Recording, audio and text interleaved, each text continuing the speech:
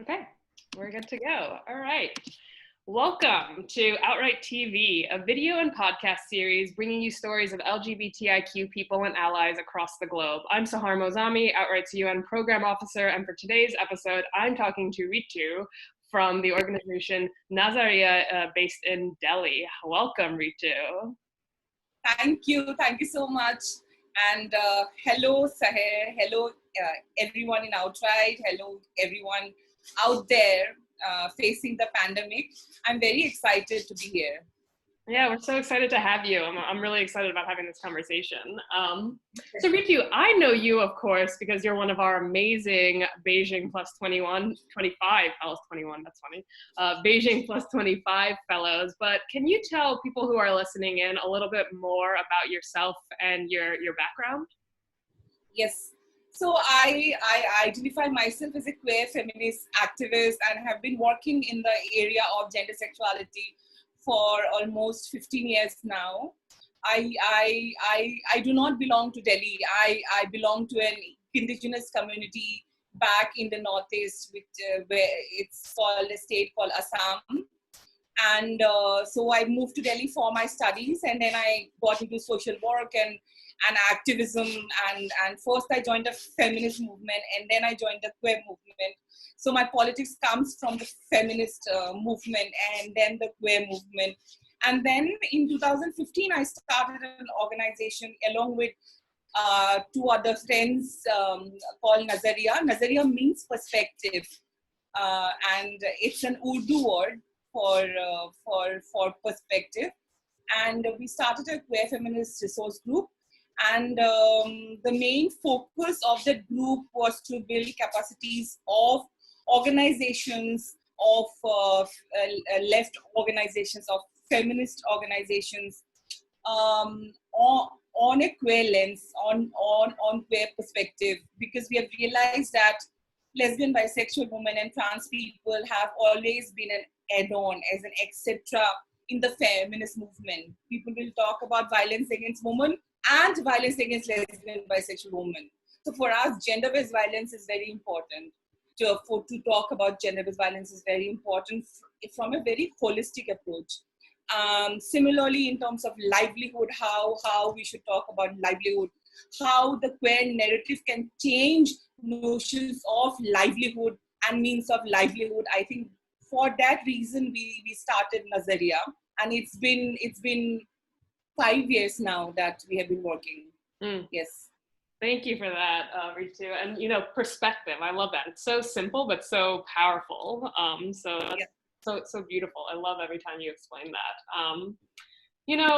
Recently I was actually, as all of us are right now, I was on one of the thousands of webinars that I'm filling my schedule up with. And I was just participating, and one of the speakers, also based in Delhi, was talking about community-based organizing and solutions during this pandemic, and really made a touching kind of remark about some of the work that Nadia has been doing since the lockdown and the quarantine.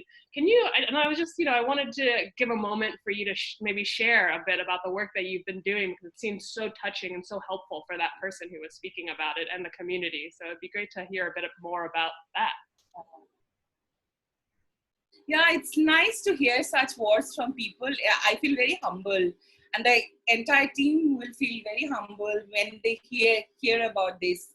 It's a very small team, but what we realize is that we have a helpline, and the number of calls in the helpline started increasing. Earlier, we used to get like 4-5 calls a week. Then it became like 12 to 16 to 17 calls a week. And distress calls of LGBTIQ people calling and asking us, saying that they're facing severe mental health issues. There is domestic violence in natal families. People want to live with the lovers. They are not able to meet people. So we thought, why not start Zoom meeting every Saturday for the mental well-being of LGBT persons. So queer, women, and trans persons. So we started having Zoom meetings. So the Zoom meeting started off every Saturday. From 4 to 6, people would come from all over country, and even people from outside India joined the Zoom meetings. And the one thing they say, they feel alone. Feeling alone and isolated is not new for the queer community, but the pandemic has increased the sense of, like this loneliness to a large extent.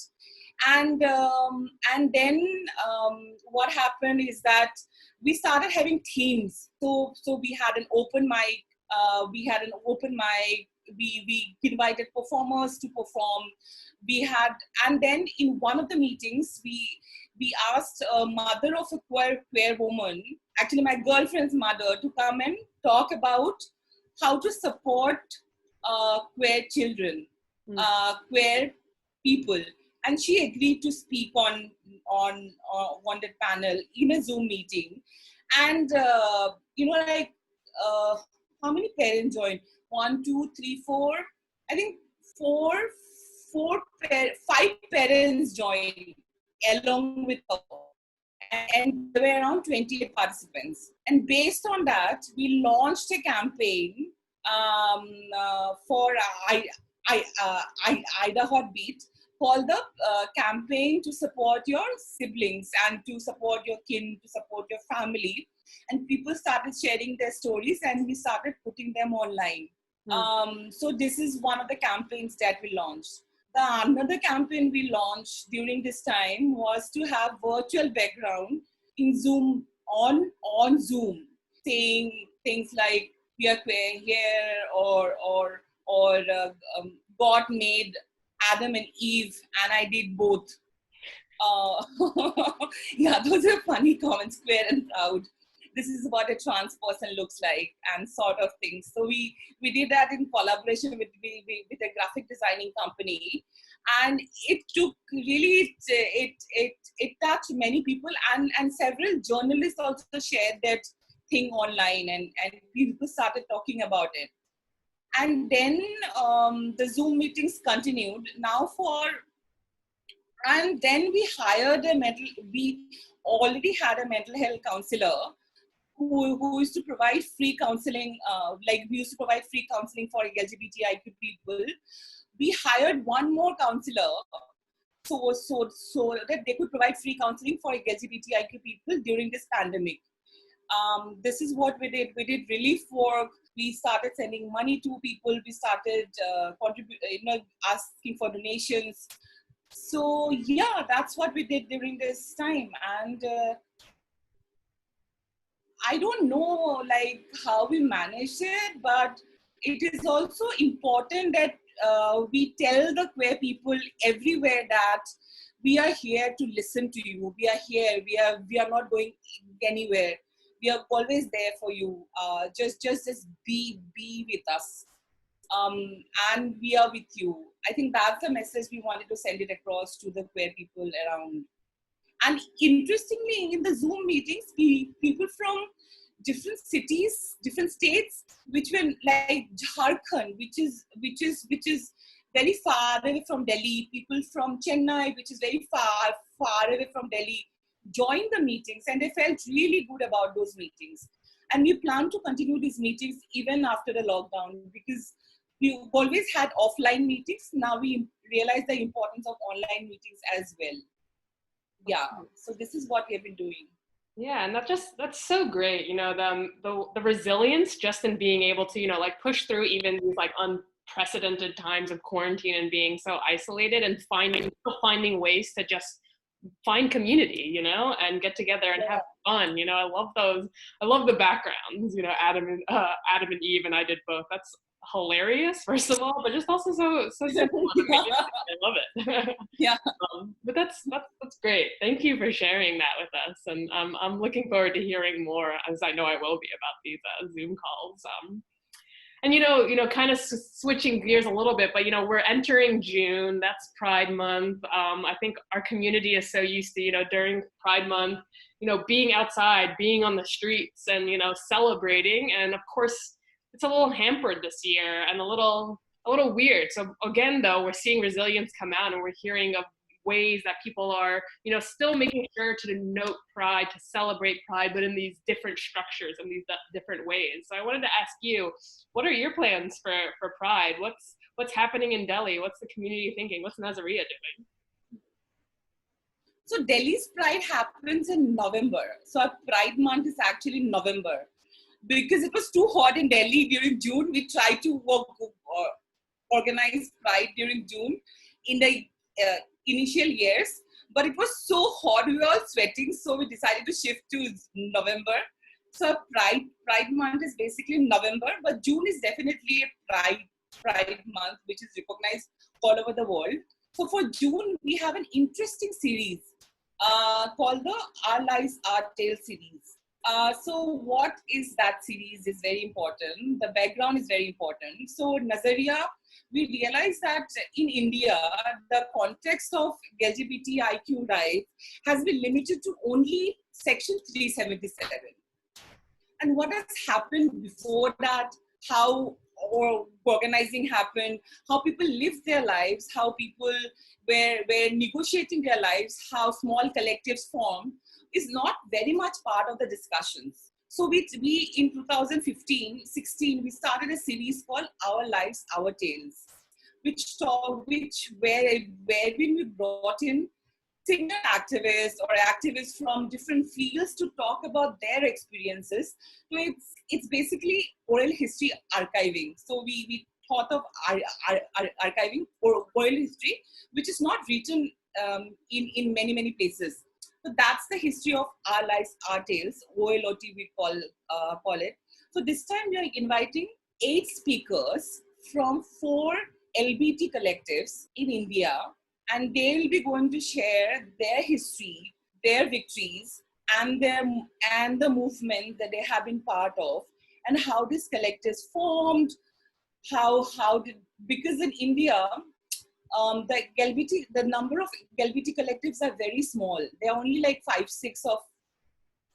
of them which are there, as compared to HIV and AIDS organizations, which is very large scale. So we thought, why not have these collectives?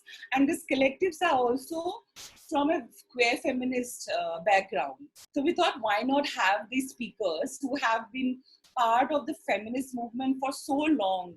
Like one of the collective was started in 1998. One of the collective was started in 1999. That was the time when a lesbian film was screened in India called Fire. And there were protests all over the country by Hindu right wing, that this shouldn't happen, this is wrong, this is sinful. And that's when these collectives were formed. And therefore, it is important to talk about that history as well. Therefore, the entire June month, Saturday of entire June month, is dedicated to talking about our histories, our lives. I love that. It's so important. Documentation of our history is particularly vital, because we know sometimes how those histories get co-opted and rewritten by those who weren't there and experienced it. So it's so important to document it. And very cis game and oriented histories are written there. So not many women folks or female assigned birth people come and talk about their history. So it's very important to bring in women and female assigned birth person to come and talk about their histories, our histories, because we don't want upper class cis gay men to talk about histories all the time. Of course. That's so exciting. I'm definitely going to be keeping an eye out to join in when I can, because that'd be amazing to witness and hear. And I guess I mean, you've already shared so much with us, but I'm wondering, for my last question, I just wanted to ask, what's your Pride wish for others around the world during this time, but also just in general? Like, what is your hope for Pride? Oh, like I really hope for equality and non-discrimination. I know I'm not asking for more, but this is a lot when it comes to many countries where equality before the law is still non-existent.